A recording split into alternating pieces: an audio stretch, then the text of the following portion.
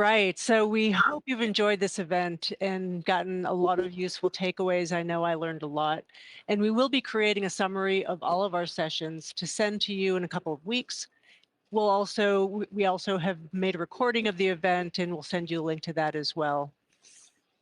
In the meantime, Elizabeth, what stood out for you today? Well, Andrew Barnes is my hero of the moment, so that was a great note to end on, and I think that's so important. That may be our next revolution. But well, I was really impressed by the analysis that Haig Nalbandian and the Workforce Sciences Institute has done. You know, showing those wage and opportunity gaps for people of color and women, and how they persist at many companies. And you know, the key here is that the research showed that people in those demographics are often just simply poorly positioned, and that there are many contextual factors around why people don't advance that are completely unrelated to job performance.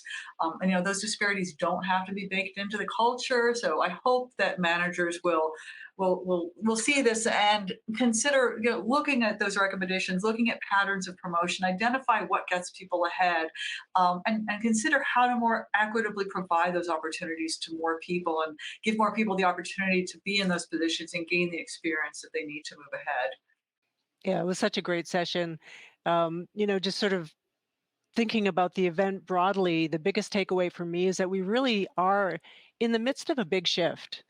Workforces are expanding across lots of dimensions. How we define the workplace in both space and time is changing.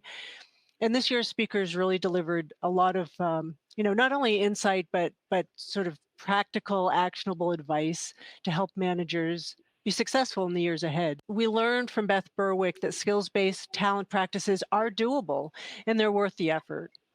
But they do require talent leaders to be intentional and make changes at every step of the talent lifecycle, from recruiting and hiring to advancement and retention. George Westerman's panel demonstrated how to provide career development for all employees, not just the high performers who get all that attention in the past. And Liz Altman and David Kieran's session took the idea of workforce development for all to a completely new level as we consider all of the contributors to organizational value, not only contractors and freelancers, but also technology co-pilots like robots and ChatGPT. All of this puts pressure on managers to do things in new ways, so we're really grateful to our speakers for providing guidance in how to move forward. And we also heard about how employees are feeling a lot more pressure and stress at work, especially as pandemic has worn on, and you know, the new isolation and the challenges of that with the ups, both the goods and bad sides of hybrid work.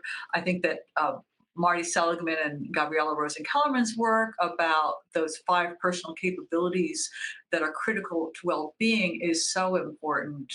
And you know, we need to bolster and draw on all of these abilities, you know, to look ahead and plan, resilience, creativity, and innovation.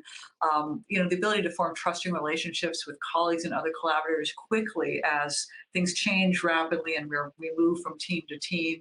And of course, to keep in mind our personal purpose, not only for ourselves, but I think as managers, connecting individuals' purpose with their work. Totally. And when you combine that with flexible hybrid work arrangements and maybe even cutting back to a 4-day work week, we start to see a variety of benefits to organizations and employees.